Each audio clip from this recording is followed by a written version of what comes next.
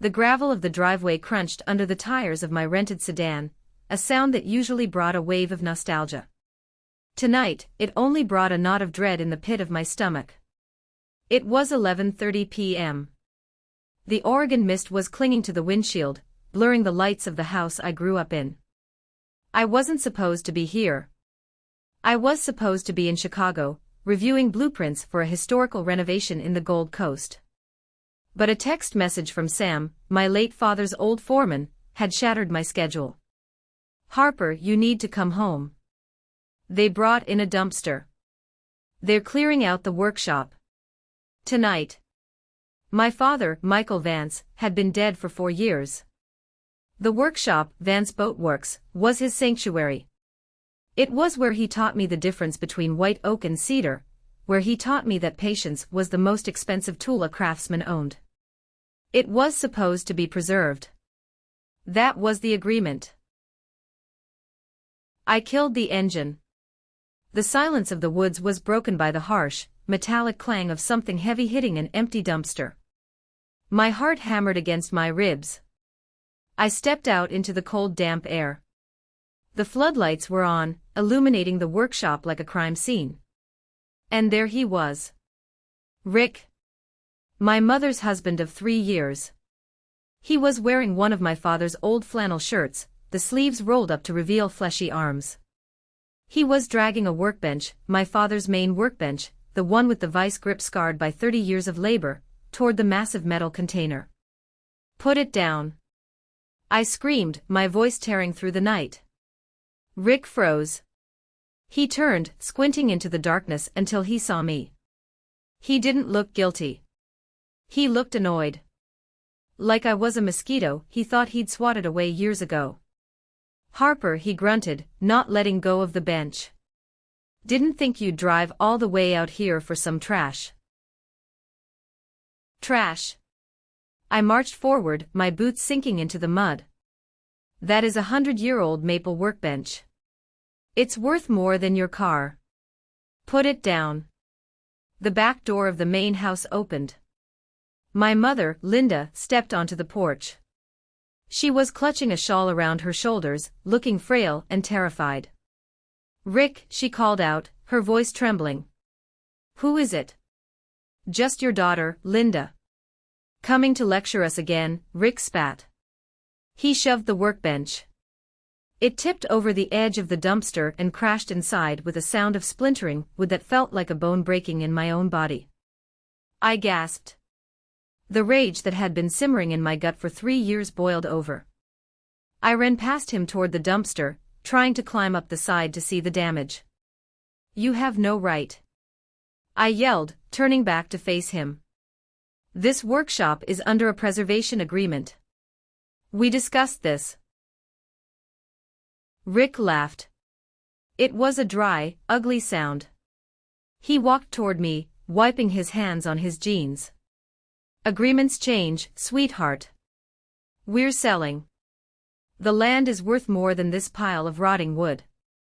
We got an offer. A developer. They want the lot cleared by Monday." "You can't sell," I said, my voice shaking with adrenaline. "Dad left this to the family trust. I am the head of this family now." Rick stepped into my personal space. He smelled of stale beer and cheap cologne. "And your mother agreed. We need the money. Real money. Not dusty memories."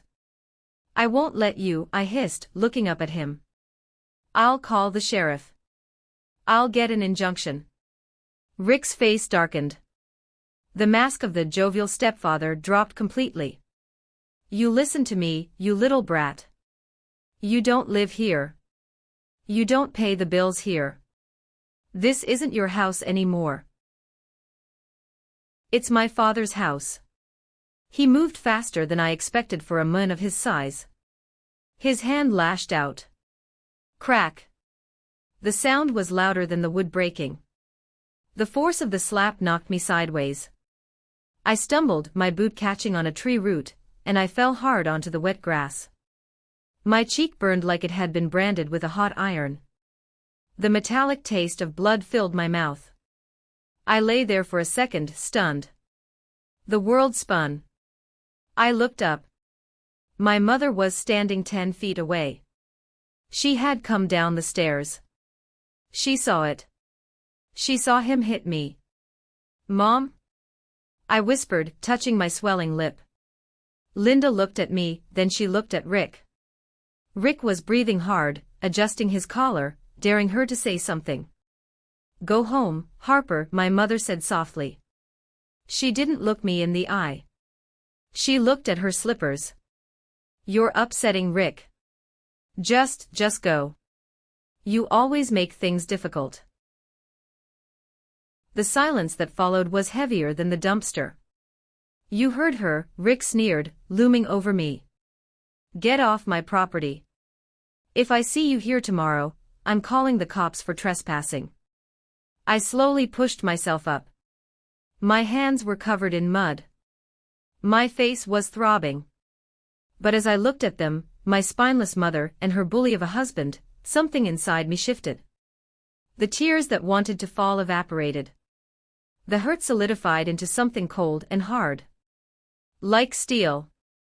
I didn't scream. I didn't attack him. I just dusted off my pants. "Okay," I said. My voice was eerily calm. I walked back to my car. I didn't look back as I reversed down the driveway. Rick thought he had won. He thought violence and intimidation had secured his authority. He thought the property was his to sell. He had no idea that inside the glove compartment of my car was a key to a safety deposit box in downtown Portland. And inside that box was a document he clearly didn't know existed. He thought this was a family dispute. He was wrong. This was an eviction process. And I was the landlord. I checked into a Motel 6 on the outskirts of town. It wasn't the luxury I was used to in Chicago, but it was safe. I needed a war room. I went into the bathroom and looked in the mirror. My left cheek was purple and swollen. A small cut on my lip had stopped bleeding but throbbed with every heartbeat. I took a picture. Then another. Then a video, narrating exactly what happened, stating the time and location. Evidence item number 1. I sat on the edge of the stiff bed and opened my laptop. My hands weren't shaking anymore. The architect in me had taken over. When a building has a structural failure, you don't weep over the cracks, you analyze the foundation to see where the rot is. Years ago, before my father got sick, he and I had a long conversation about Linda. My mother has always been dependent. She has a good heart, but she's like water, she takes the shape of whatever vessel she's poured into. When she met Rick 6 months after Dad's funeral, I saw the vessel he was, greedy, flashy, and hollow. Dad knew it too. He knew Linda had a gambling problem in the 90s. He knew she could be manipulated. That's why we created the trust. I logged into the security system. Rick didn't know about the cameras. Dad and I had installed high-definition cameras in the eaves of the workshop and the main hallway of the house to monitor the humidity levels for the wood storage. They also recorded audio. I put on my headphones and scrolled back to 10 minutes after I left. On the screen, Rick was in the kitchen, cracking open a beer. Mom was sitting at the table, weeping into a tissue. "Stop crying, Linda," Rick's voice tinny but clear through the headphones. "She's gone. She's not coming back. You hit her, Rick. You hit my daughter." "I disciplined an intruder," Rick said, taking a long swig. "Besides, we have bigger fish to fry." Sterling called. "The developers are ready to wire the escrow deposit on Monday morning. $200,000, Linda. Just for signing the intent to sell. But the deed." Mom sniffled. "Harper's name is on the probate paperwork from years ago." My breath hitched. "Here it comes." "The probate is closed," Rick waved his hand dismissively. "I have the power of attorney you signed last month. And I have that quitclaim deed we prepared." I froze. Quitclaim deed. I never signed a quitclaim deed. Are you sure it will hold up? Mom asked, her voice dropping to a whisper. If Harper hires a lawyer. She won't, Rick scoffed. She's busy with her big-shot life in Chicago. She doesn't care about this dump. By the time she realizes the land is sold, the factory will be leveled, the condos will be going up, and we'll be living in Arizona. Possession is 9/10 of the law, Linda. Once the money is in our account, she can't touch us. He walked over and massaged Mom's shoulders. Do you want to lose the house, Linda? Do you want them to find out about the credit cards? No, Mom whispered. Then stick to the plan. We sell the land for $2.5 million. We pay off your little mistakes. We pay off my business loans. We start fresh. I paused the video. $2.5 million. And Mom's little mistakes. So that was the leverage. Rick was blackmailing her with her own debt, while accumulating debt of his own. Business loans was a polite way of saying gambling debts, if I knew Rick's type. I opened a new browser tab and logged into the secret cloud drive my father and I shared. There it was. Scanned in high resolution. The deed of trust. 10 years ago, my father didn't just leave me the workshop. He transferred the title of the entire 40-acre property into the Vance Artisan Trust. And the sole trustee, the only person with the legal authority to sell, transfer, or encumber the property, was me, Harper Vance.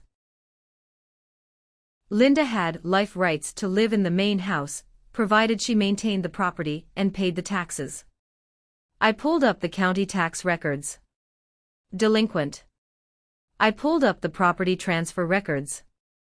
There was a pending application for a title transfer filed 3 days ago, with a signature that looked suspiciously like mine, but with a loop on the H that I haven't used since high school. Rick wasn't just a bully. He was committing felony fraud. He was trying to sell a property he didn't own, using a forged signature, to cover debts my mother was hiding. I looked at the clock. 1 a.m. I picked up my phone and dialed a number I hadn't called in years. Robert? I said when the groggy voice answered. Robert Harrison was my father's attorney, a man who wore bow ties and believed in the sanctity of a contract like it was scripture. Harper. It's 1 a.m, his voice was raspy. I know. I'm sorry. But I need you to file an emergency injunction. First thing in the morning. What's happening? Rick Doyle is trying to sell the workshop. And he forged my signature on a quitclaim deed. Silence on the other end. Then, the sound of a lamp clicking on. I'll meet you at my office at 7 a.m., Robert said, his voice instantly sharp. Bring everything. I will, I said. And Robert? Trigger the bad actor clause in the trust. Harper, that will evict your mother too. If we prove she was complicit in the fraud. I looked at the freeze frame on my laptop. Rick's hand on my mother's shoulder. Her silence while he hit me. Her agreement to sell my father's legacy to cover her gambling debts. She made her choice, I said, my voice void of emotion. Now I'm making mine. I hung up. I didn't sleep. I spent the rest of the night downloading every second of footage from the cloud, organizing every tax receipt I had paid over the last 5 years, and building a case file.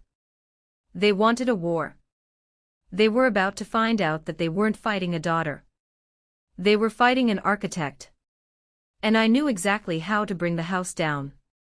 Robert Harrison's office smelled of old paper and lemon polish, a scent that reminded me of safety. I sat across from him, the morning sun slicing through the blinds. I had iced my face, but the bruise was blooming in ugly shades of violet and yellow. Robert stared at my face, his jaw tight.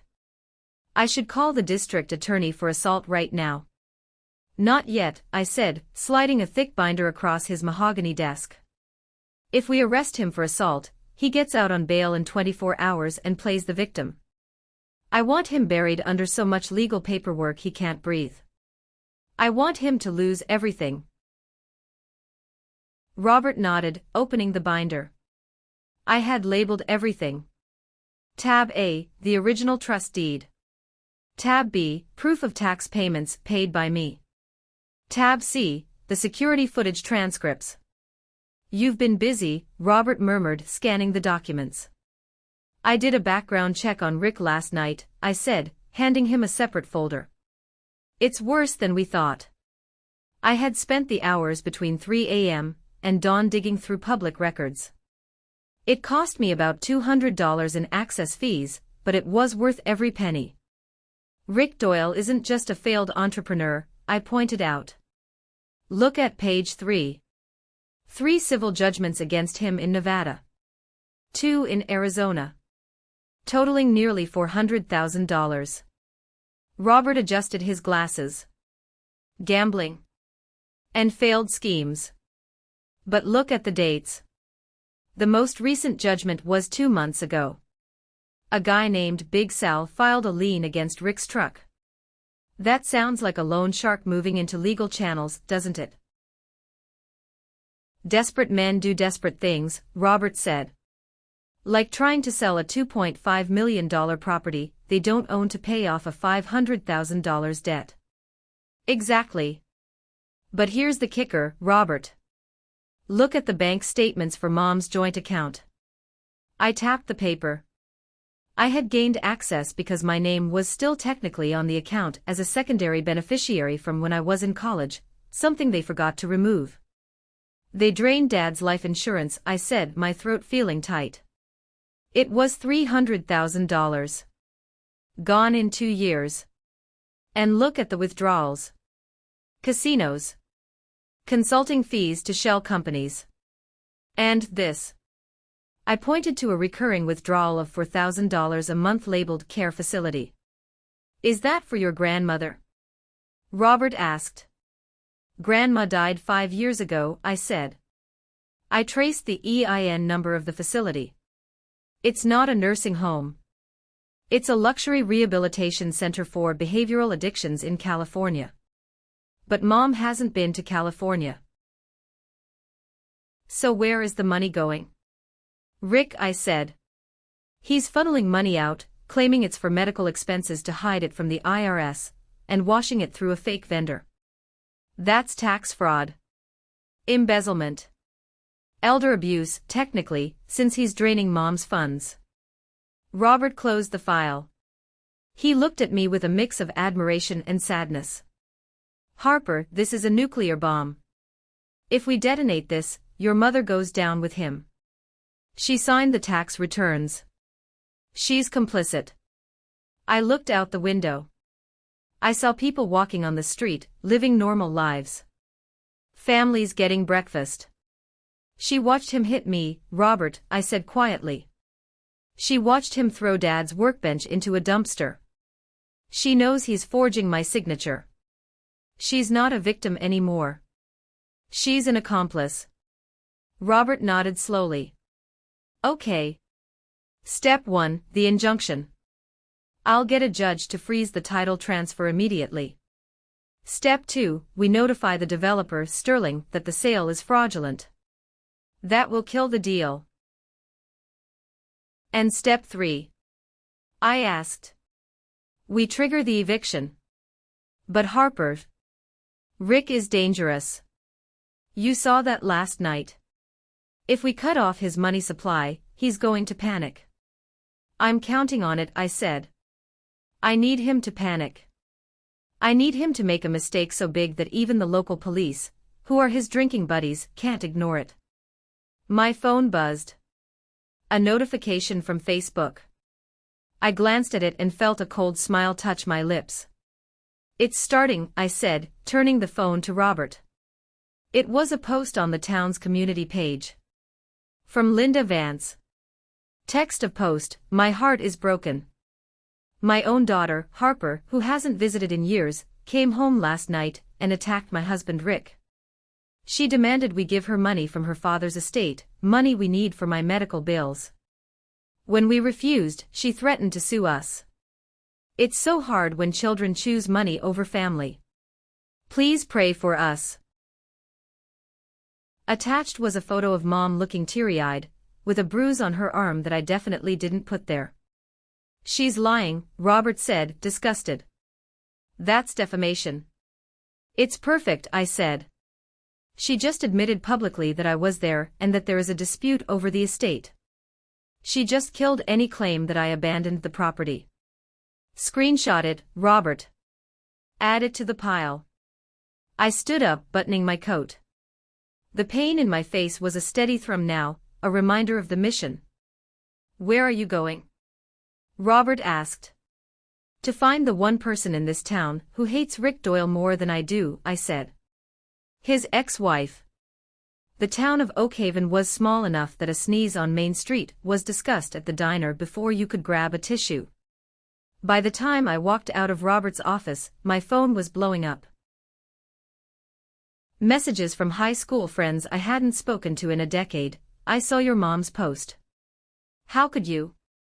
Money isn't everything, Harper. Stay away from Linda, you psycho. Rick was smart. Evil but smart.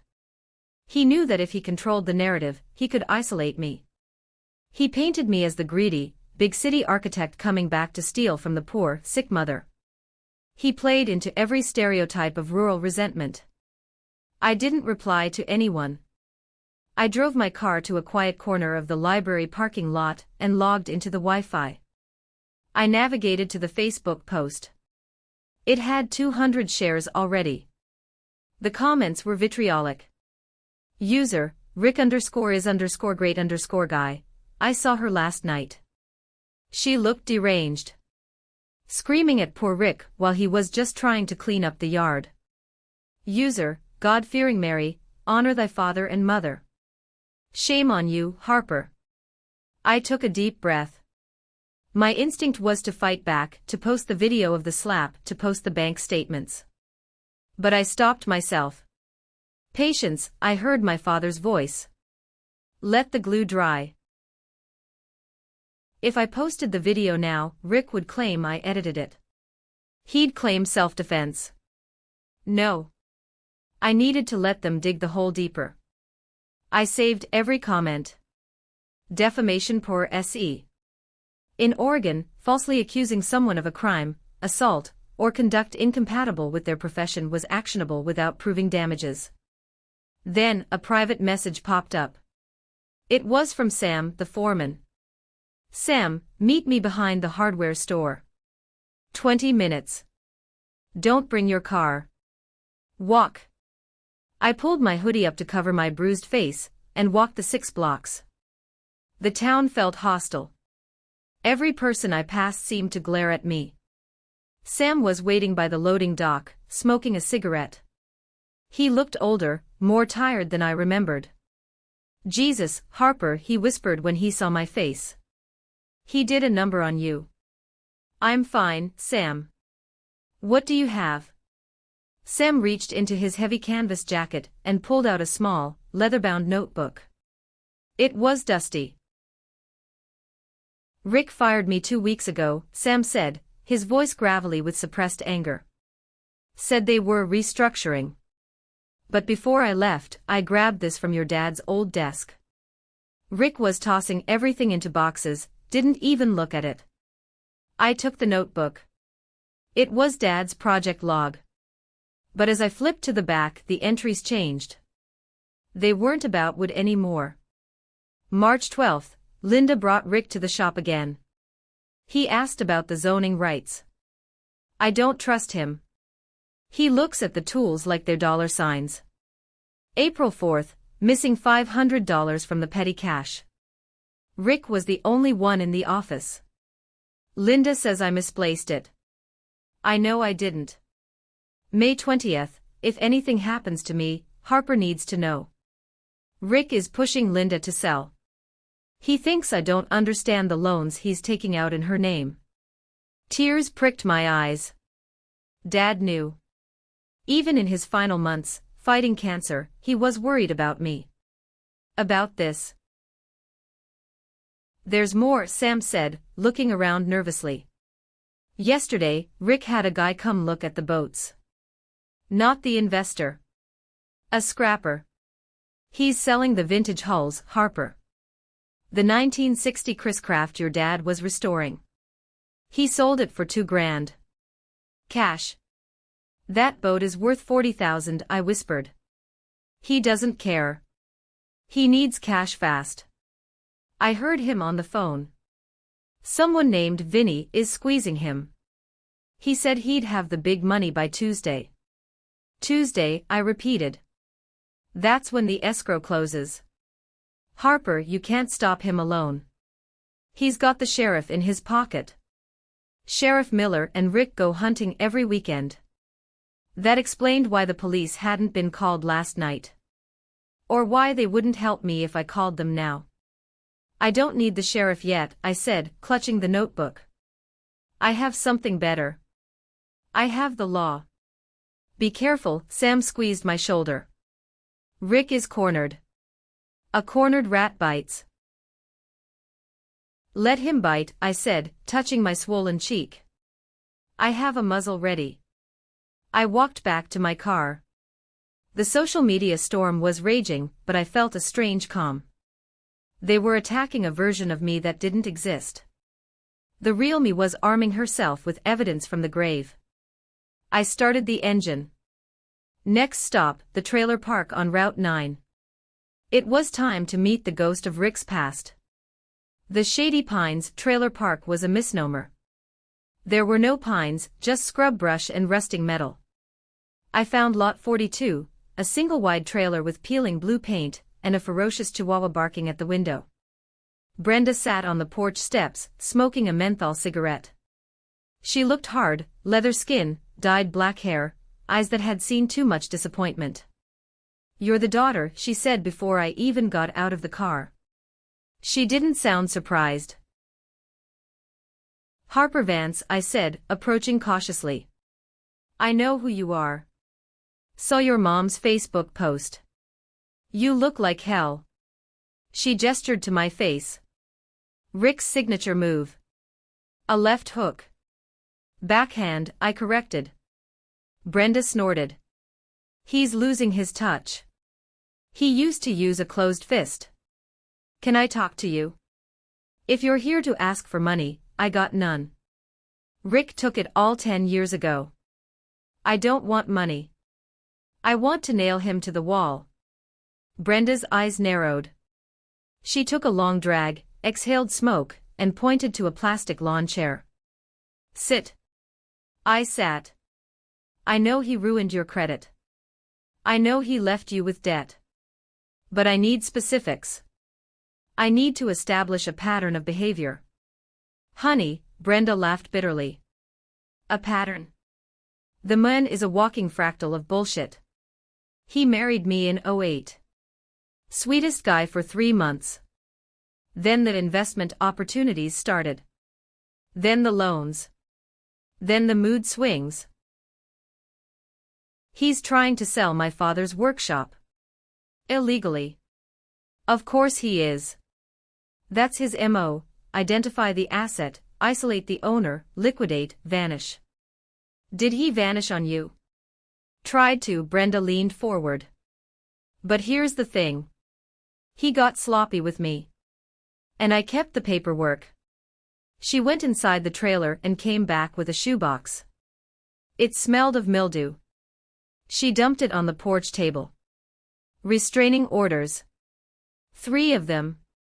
Police reports for domestic disturbance. And this. She handed me a crumpled photocopy of a marriage license. Richard Doyle and Sarah Jenkins, 1995. Who is Sarah Jenkins? I asked. Wife number 1, Brenda grinned, revealing a chipped tooth. I hired a PI about 5 years ago, hoping to get my alimony. Turns out, Rick never actually divorced Sarah. She's in a mental institution in Idaho. He just left. My brain stopped for a second. The implications crashed into me like a wave. Wait, I said, my voice trembling. If he never divorced Sarah, then his marriage to me was void, Brenda nodded. And his marriage to your mommy? Void. Bigamy, I breathed. Bingo. But nobody cared. Sarah is non compos mentis.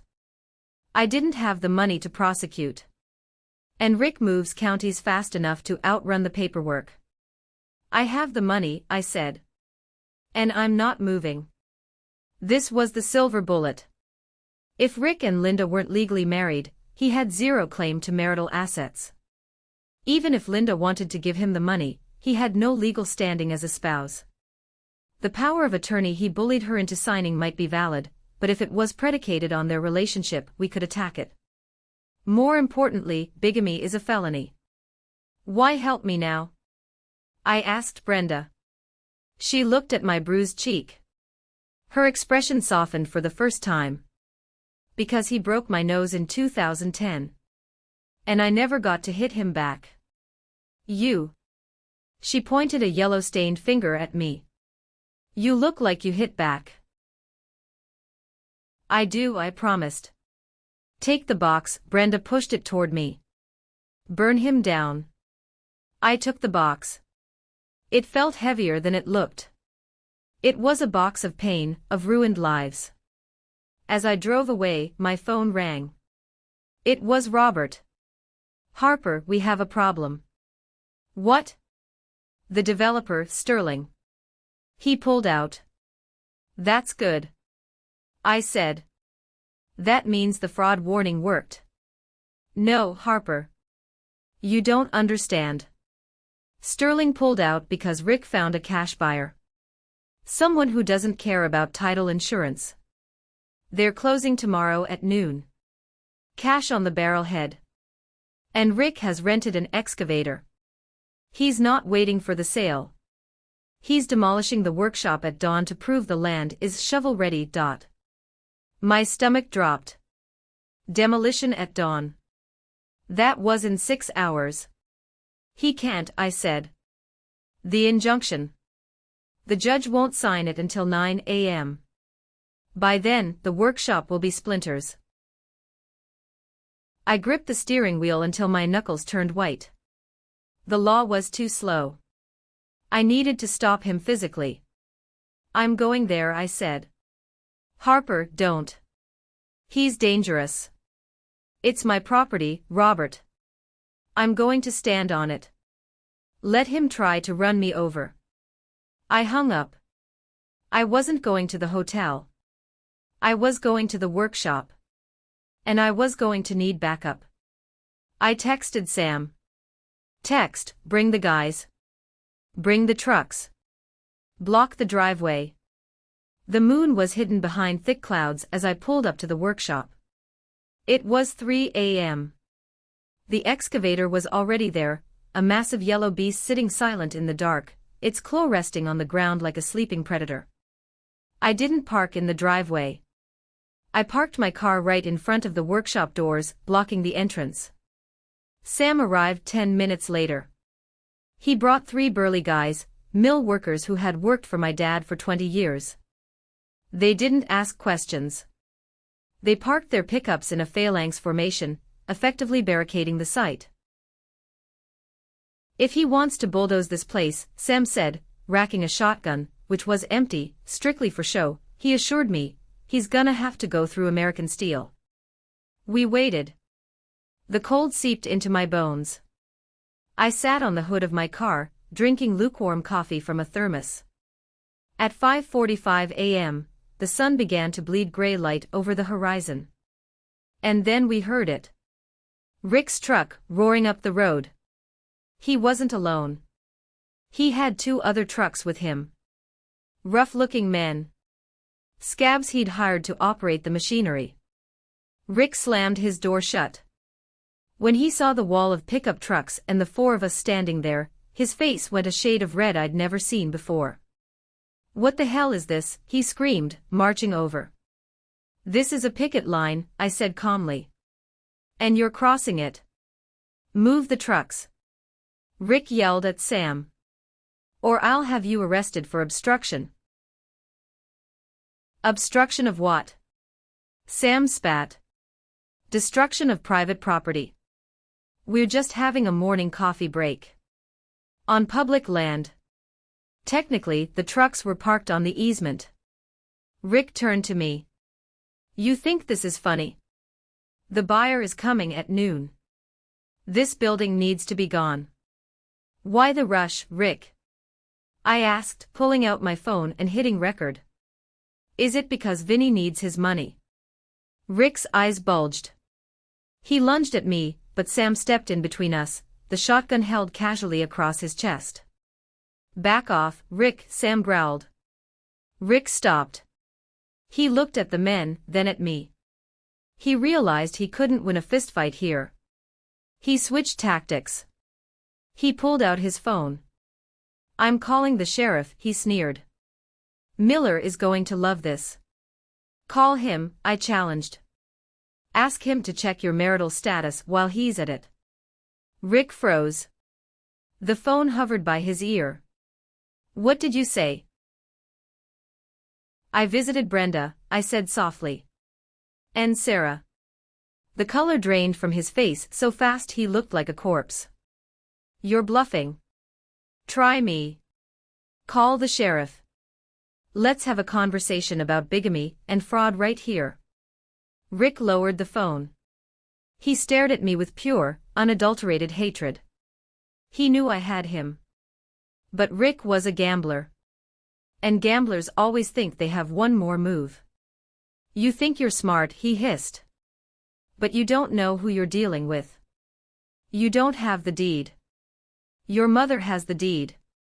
And she signed it over to me. Say that again, I said, angling the phone. I said, he shouted, playing to his hired goons, I own this land. I have the paperwork. Your father was a fool who left everything to a woman he couldn't control, and I took it. I took it all. Thank you, I said, stopping the recording. That's admission of intent to defraud. Rick laughed. It's not fraud if I win. Get the trucks, he signaled to his men. Ram them out of the way. What? One of the hired operators asked. Distinct, I ain't ramming a truck, man. That's assault. I'll pay you double. Rick screamed. Triple. Just clear the path. The operator shook his head. Nah. I'm out. This smells like jail time. The hired men got back in their trucks and reversed away. Rick was left standing alone in the mud, impotent rage vibrating off him. This isn't over, he snarled at me. I'll see you in court. I'm filing for an emergency restraining order. Harassment. Elder abuse. I'll have you banned from the state. Do it, I said. He jumped in his truck and sped off, tires spinning, throwing mud onto my coat. I let out a breath I felt like I'd been holding for a lifetime. My knees shook. He's going to the courthouse, Sam said. So am I replied. But he's going to file a lie. I'm going to drop a truth bomb. I thought I had won the morning. I was wrong. I left Sam at the site to guard it and drove to meet Robert at the courthouse. We spent 3 hours filing the injunctions. It was a flurry of paperwork. But while we were in the sterile safety of the legal system, Rick was executing his plan B. At 10:30 a.m., my phone rang. It was Sam. He was shouting. Harper. He's back. He came back through the backwoods. What? How? He cut the fence. He drove the excavator through the neighbor's field. He's bypassing the driveway. Stop him, Sam. I can't. He's in the cab. He's swinging the arm. I heard a crash over the phone. The sound of metal tearing through wood. No. I screamed. I ran out of the courthouse, leaving Robert shouting behind me. I drove like a maniac. I broke every speed limit. When I arrived, the scene was a nightmare. Rick was in the excavator. He wasn't just demolishing, he was attacking the building. He had smashed the entire south wall, the wall where my father hung his antique hand tools. Sam and the guys were throwing rocks at the cab, trying to break the glass, but Rick was manic. He swung the massive bucket, knocking over a stack of drying timber, sending it crashing onto Sam's truck. "Rick!" I screamed, jumping out of my car. He saw me. He smiled. A terrifying, toothy grin. He revved the engine and turned the excavator toward the main support beam of the roof. If he hit that, the whole structure would collapse. My father's office was up there. The archives. Everything. I did the only thing I could think of. I ran toward the building. "Harper, no!" Sam yelled. I positioned myself directly in front of the support beam. I stood on the pile of rubble, looking up at the metal claw hovering 10 feet above me. Rick paused. The machine idled, a deep mechanical growl. Through the dirty glass of the cab, our eyes locked. He had a choice. Kill me or stop. Do it. I screamed at him, spreading my arms. Finish it, Rick. Show everyone what you really are. He twitched the controls. The bucket jerked forward, stopping inches from my face. The wind from the movement blew my hair back. For 10 seconds, nobody breathed. Then, a siren wailed. Sheriff Miller's cruiser skidded into the driveway, followed by 2 state trooper cars. Robert had called in the cavalry. Rick looked at the police. He looked at me. He slammed his fist against the dashboard of the excavator. He killed the engine. The silence that returned to the clearing was deafening. Rick opened the door and climbed down. He walked toward the sheriff with his hands up, but he was shouting. "She's crazy. She jumped in front of the machine. I was just doing authorized demolition." Sheriff Miller, a man who had eaten barbecue at Rick's house, looked at the destruction. He looked at me, shaking on the rubble pile. He looked at the restraining order Robert had just pulled up in his car to deliver. "Rick," Miller said heavily. "Shut up. You can't arrest me. It's my land." Actually, Robert stepped forward, holding a blue folder. "It's not. We have a temporary injunction signed by Judge Reynolds 5 minutes ago. And we have questions about the validity of your marriage." Rick's face went pale. "Go home, Rick," the sheriff said. "Don't leave town." Rick glared at me. "You think this saves you? The debt is still there. Vinny is coming. If I go down, your mother goes down. The house gets foreclosed. You save the wood, you lose the home." "I don't care about the house," I said, my voice hoarse. "Get off my sight." He spat on the ground and walked to his truck. I climbed down from the rubble. I looked at the hole in the wall. The sun was streaming in, illuminating the dust motes dancing in the air. The south wall was gone. My father's collection of Japanese chisels lay buried under bricks. I fell to my knees and picked up a broken handle. I finally cried. Not from fear. From grief. Sam sat beside me, putting a heavy arm around my shoulders. "We can rebuild the wall, Harper. The bones are good. The foundation held." "He destroyed it," I sobbed. "He tried," Sam corrected. "But you stopped him. You stood tall, kid. Your dad, he would have been proud." I wiped my eyes with dirty hands. "He's not done, Sam. He threatened Mom again. He's going to use her as a human shield in court." "Then we save her too," Sam said. "No," I hardened my heart. "She chose him. I can't save someone who doesn't want to be saved. But I can make sure he never hurts anyone else again." The next morning, the courthouse was packed. Not because it was a big town, but because in a small town, a feud over the Vance fortune was better than cable TV. Rick had filed for an emergency hearing to lift the injunction. He claimed imminent financial ruin if the sale didn't go through. He dragged my mother along. Linda looked terrible. She was wearing a neck brace, pure theater, likely Rick's idea, and holding a cane. She refused to look at me when she entered the courtroom. I sat with Robert. I wore my best charcoal suit. My bruise was covered with makeup, but the swelling was still visible. Rick's lawyer, a strip mall attorney named Saul, stood up. "Your Honor," Saul bellowed. "This is a simple case. Linda Doyle is the legal owner.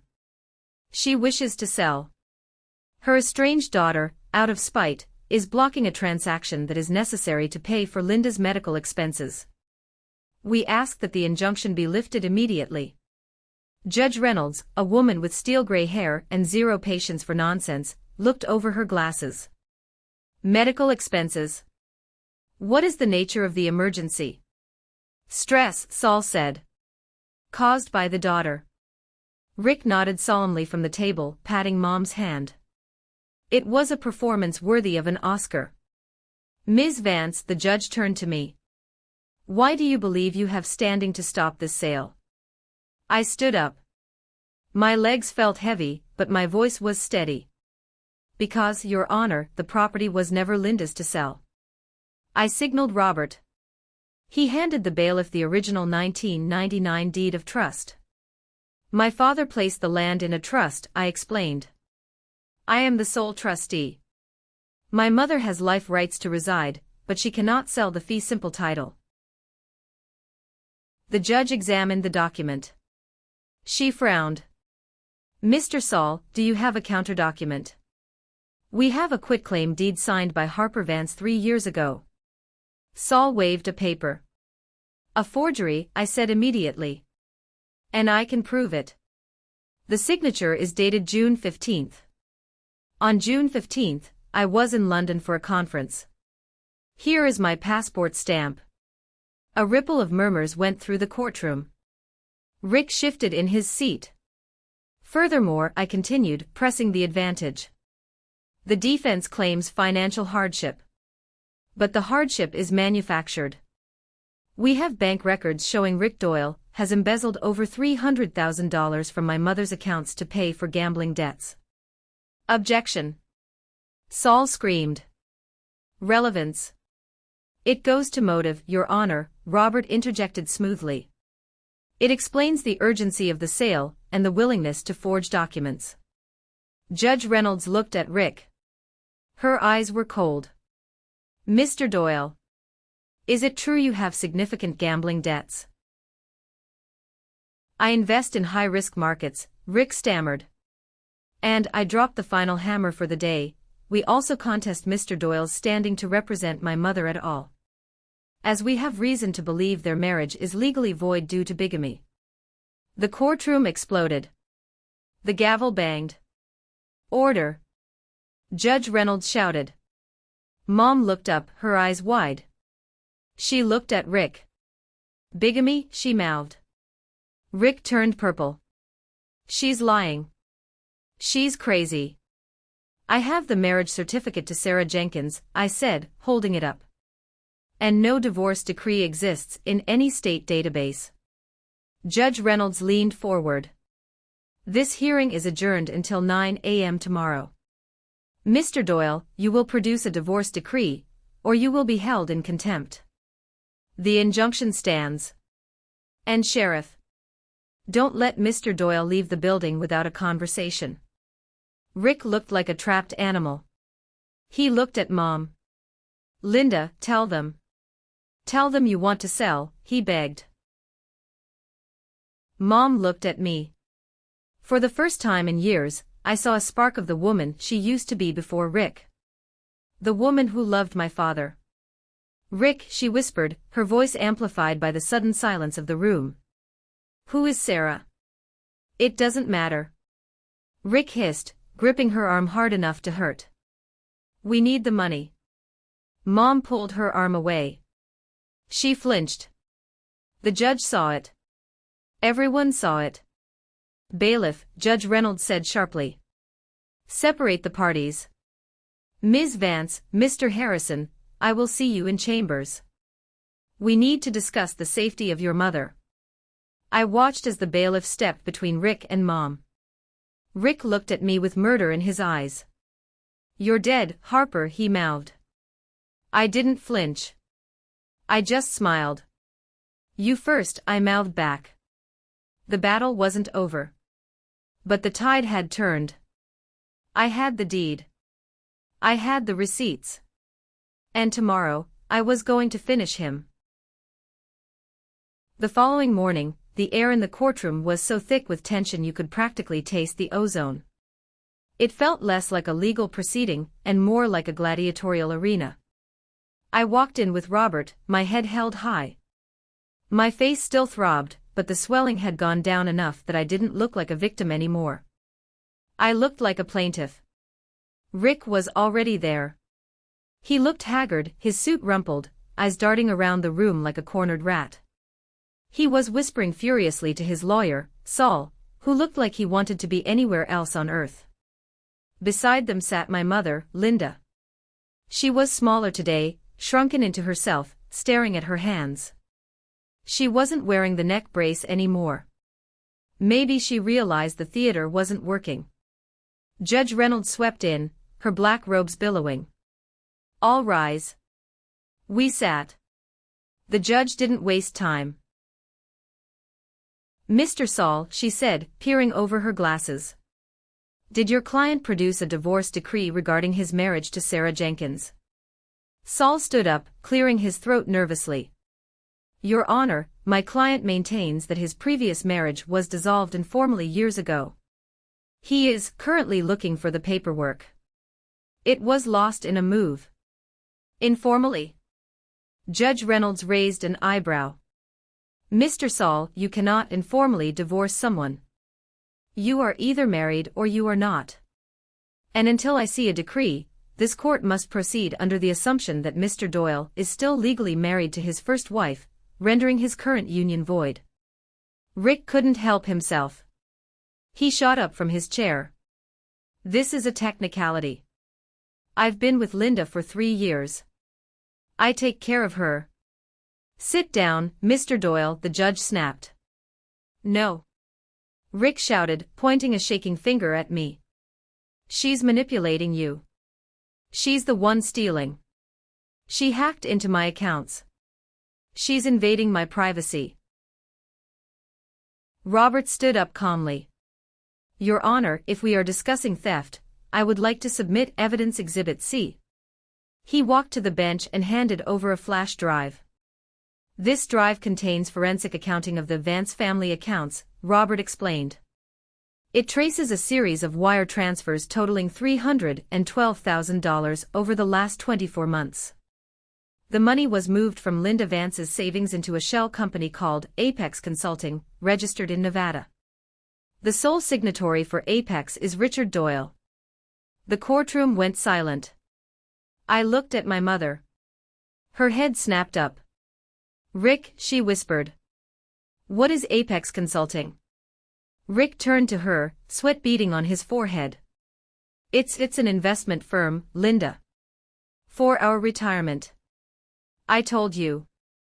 We have the withdrawal records, Your Honor, Robert continued. The money wasn't invested. It was withdrawn in cash at the Bellagio, the MGM Grand, and a localized sports betting parlor in Portland. Lies. Rick screamed. Those were business trips. And Robert added, his voice dropping an octave, we have a sworn affidavit from the manager of the care facility, where Mr. Doyle claimed he was sending money for Linda's treatments. They have never heard of Linda Vance. The invoices were forged using Microsoft Word. We found the original files on Mr. Doyle's laptop, which he foolishly left connected to the house network. My mother stood up slowly. She was trembling so hard the table shook.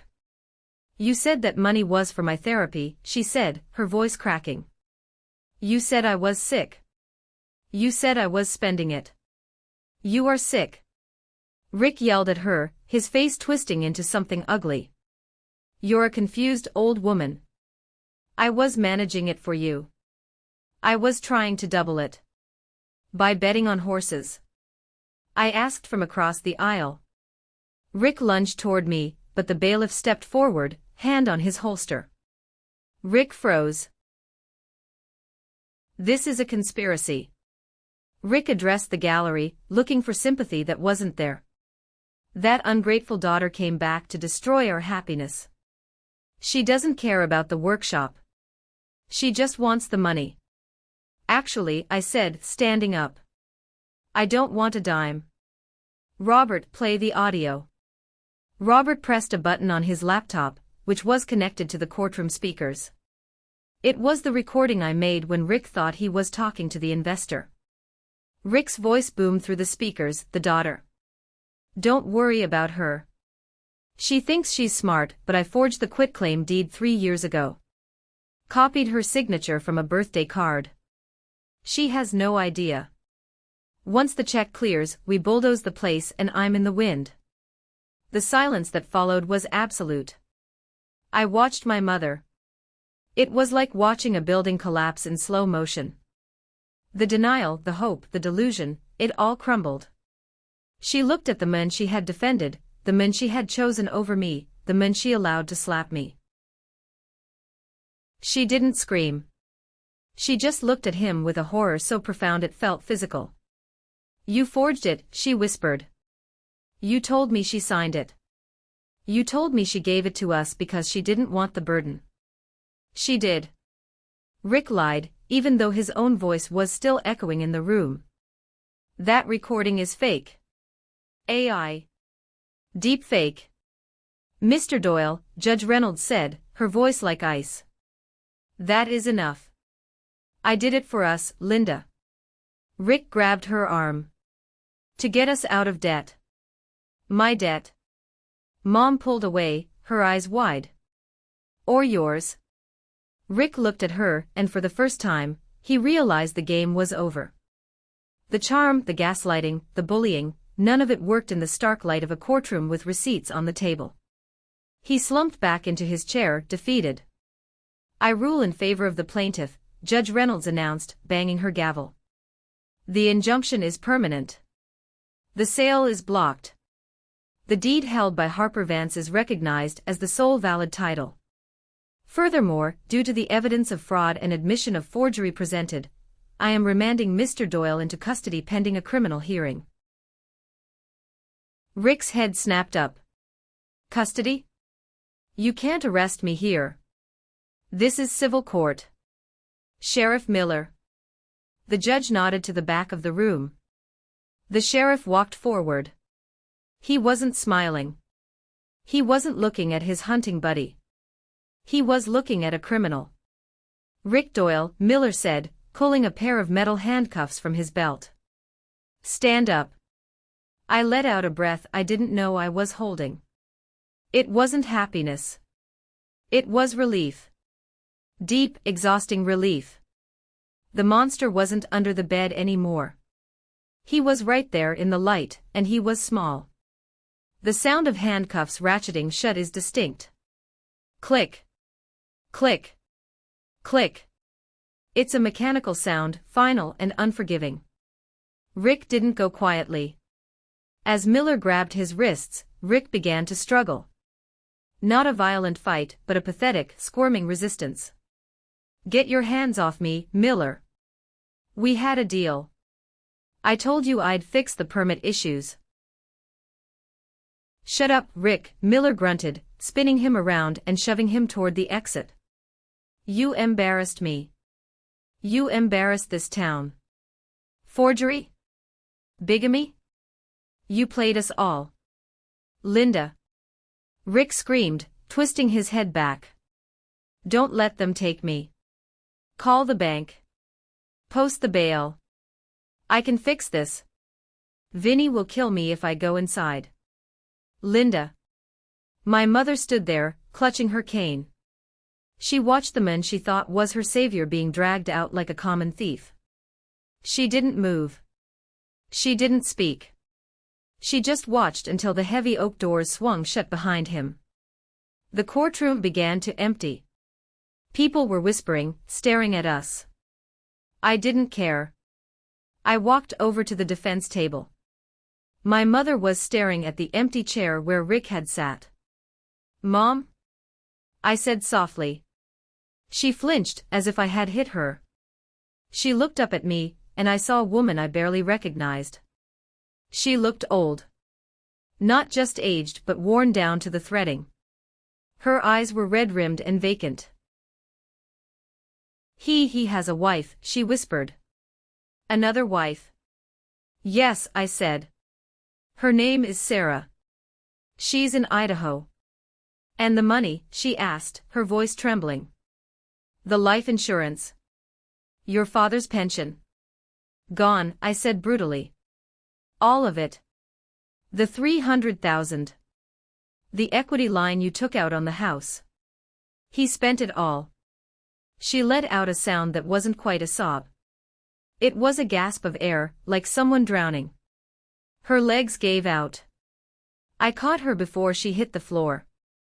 Robert was there instantly, helping me guide her back into the chair. "I didn't know," she cried, grabbing my lapels. "Harper, I swear. I didn't know. He told me," he said he was investing it. "He said you were trying to hurt us. He said you were jealous." I looked down at her. Part of me wanted to hold her, to tell her it was okay, that we would fix it. That's what the daughter in me wanted to do. But the architect in me knew that the structure was too damaged for a simple patch job. I gently removed her hands from my jacket. "You knew he hit me," I said. My voice was calm, but it cut through her tears. "You stood on the porch and watched him slap me. You told me to leave. You knew that, Mom." She froze. The excuse died on her lips. I was scared," she stammered. "He gets so angry." "You chose him," I said. "You chose a man you've known for 3 years over the daughter you raised. Over the husband you lived with for 40 years. You let him destroy Dad's workshop. You signed the papers, Mom. Maybe you didn't know about the forgery, but you signed the loans." "I'm sorry," she wept, covering her face. "I'm so sorry." "I know you are," I said. "But sorry doesn't pay back the $300,000. Sorry doesn't rebuild the south wall." Robert touched my arm. "Harper, we need to discuss the house. With the fraud revealed, the bank is going to call the note. Rick stopped paying the mortgage 6 months ago." "The house is gone," I said, looking at Robert. "Foreclosure is inevitable. Where will I go?" Mom looked up, panic rising in her eyes. "Harper, I can't live on the street. I have nowhere." She looked at me with expectation. She expected me to say, "Come to Chicago. Or I'll buy you a condo." That's what the provider does. The provider fixes the mess. But I wasn't the provider anymore. I was the landlord. "I'll help you find a place," I said. "There's a state-subsidized senior living facility in Salem. They have openings. Robert can help you with the application." "A home," she gasped. "You're putting me in a home." "I'm ensuring you have a roof over your head," I said firmly. "Which is more than you did for me when Rick kicked me off the property." "But I'm your mother.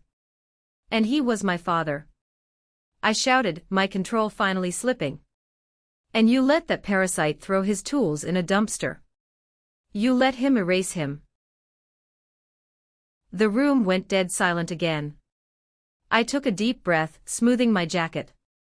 "I will pay for your moving costs. I will pay for your first month.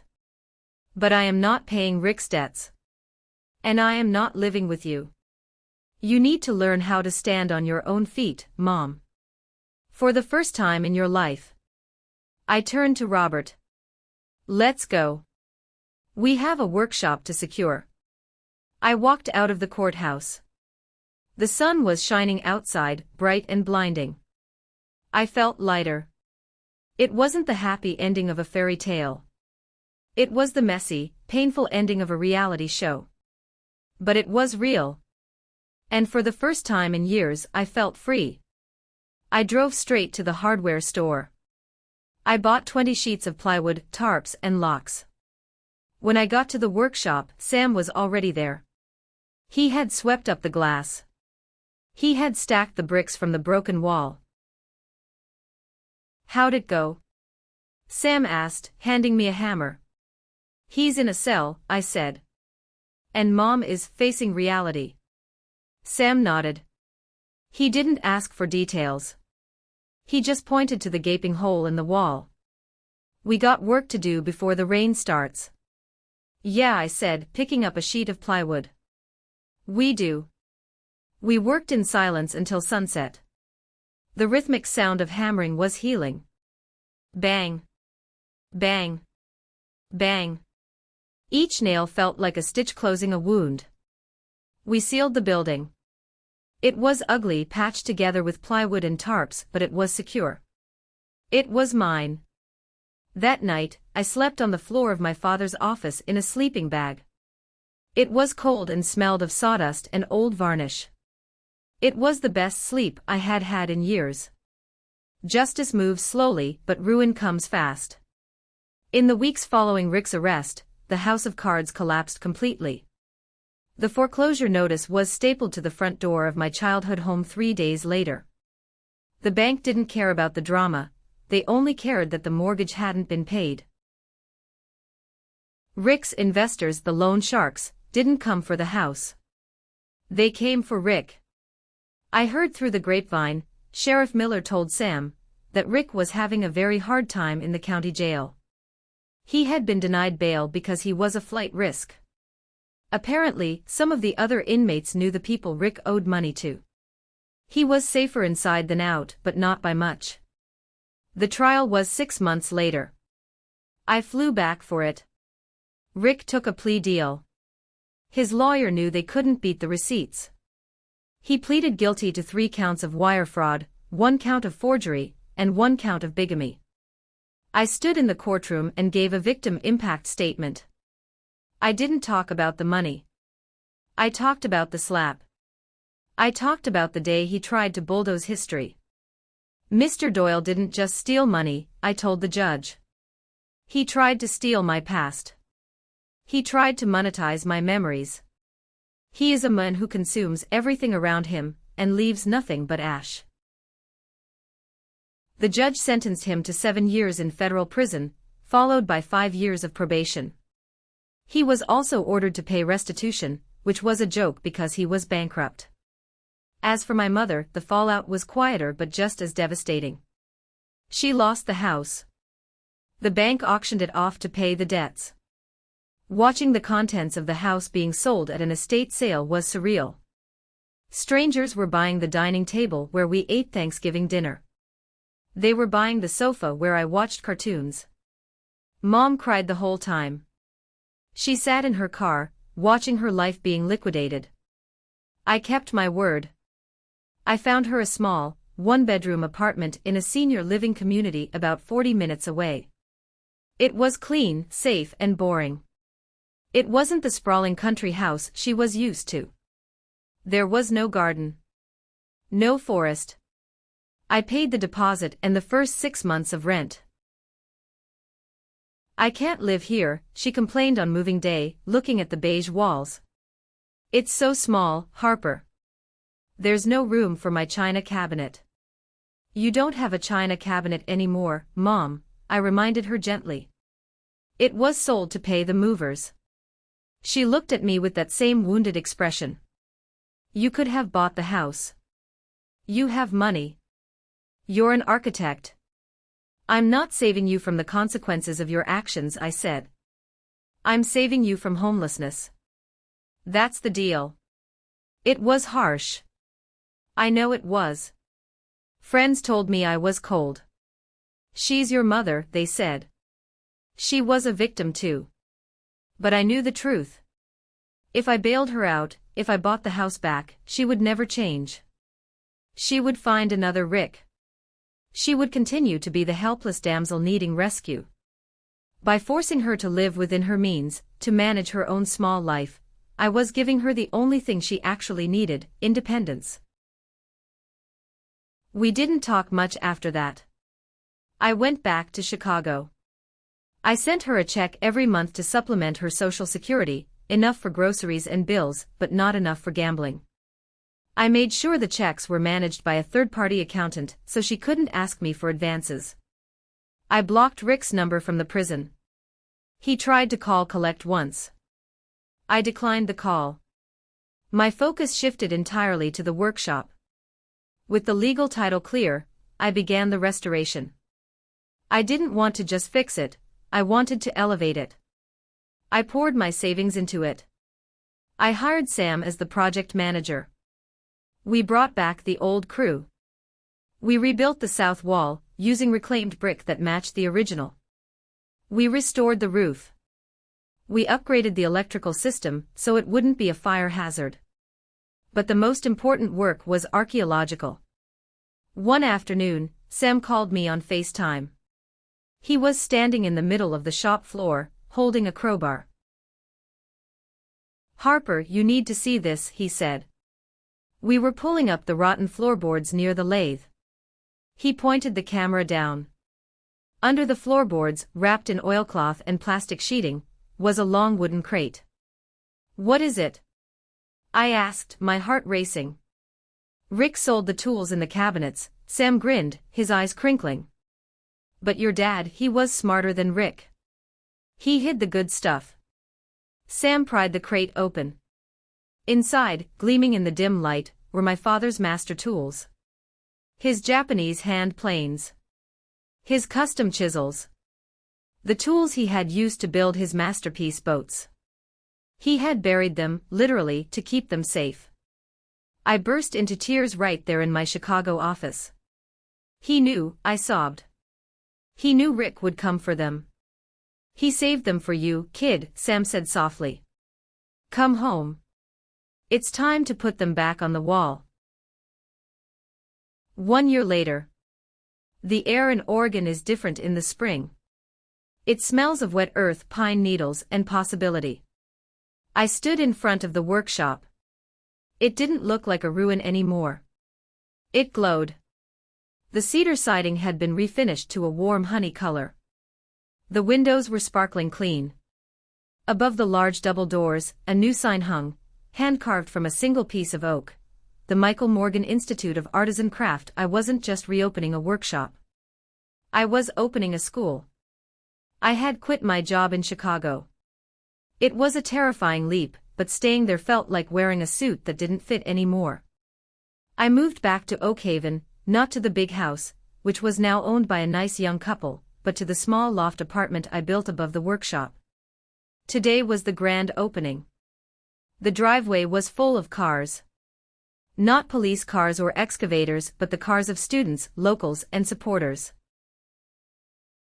Sam was there, wearing a tie for the first time in his life, looking uncomfortable but proud. He was now the head instructor. Brenda came too. She looked better. She had used the money I gave her, a consulting fee, for her help with the investigation, to fix her teeth and move into a better apartment. She hugged me tight. "He's still inside," she whispered, winking. "Rotting." "Let him rot," I smiled. "We're blooming." Even my mother came. She took a bus from Salem. She looked frail but steady. She walked through the crowd, looking at the photos of my father I had hung on the walls. She found me by the workbench, the same workbench Rick had tried to throw away. It was restored, scarred but strong. "It's beautiful, Harper," she said. "Thanks, Mom. Your father would have loved this." "I know." She hesitated, fingering the strap of her purse. I'm doing okay. At the apartment. I joined a book club." "That's good, Mom." "Really? I miss you," she said. "I'm right here," I said. "But I'm not the same Harper." "I know," she nodded sadly. "I'm not the same Linda either." It wasn't a full reconciliation. There were still scars. We didn't hug. But we stood in the same room without pain, and that was enough for now. I walked to the front of the room. The chatter died down.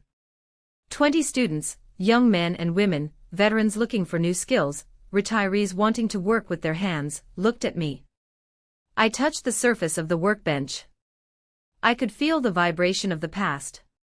"Welcome," I said, my voice echoing in the high rafters. My father used to say that wood has a memory. It remembers the wind that bent it, the rain that fed it. But it also remembers the hands that shaped it. I looked at the spot where the wall had been smashed. It was seamless now. A year ago, this place was almost destroyed by greed, I continued. Someone tried to tell me that this legacy was just firewood. That it had a price tag. But we proved them wrong. We proved that some things, passion, integrity, family, are not for sale. I picked up one of the Japanese hand planes we had dug up from the floor. "We are here to build," I said. "Not just boats. But character. So let's get to work." The sound of applause filled the room, louder than any excavator, warmer than any fire. I looked out the window. The sun was setting over the tree line. I imagined my father standing there, nodding. I had fought the battle. I had taken the slap. I had faced the monster. And I had won. Not by becoming like them. But by becoming exactly who I was supposed to be. The architect of my own life. Thank you. Thank you for listening to my story. It's been a long journey from that dark driveway to this sunlit workshop. I hope my story reminds you that you are stronger than you think, and that no one has the right to tear down what you have built. Don't forget to subscribe for more stories. Until next time, keep building.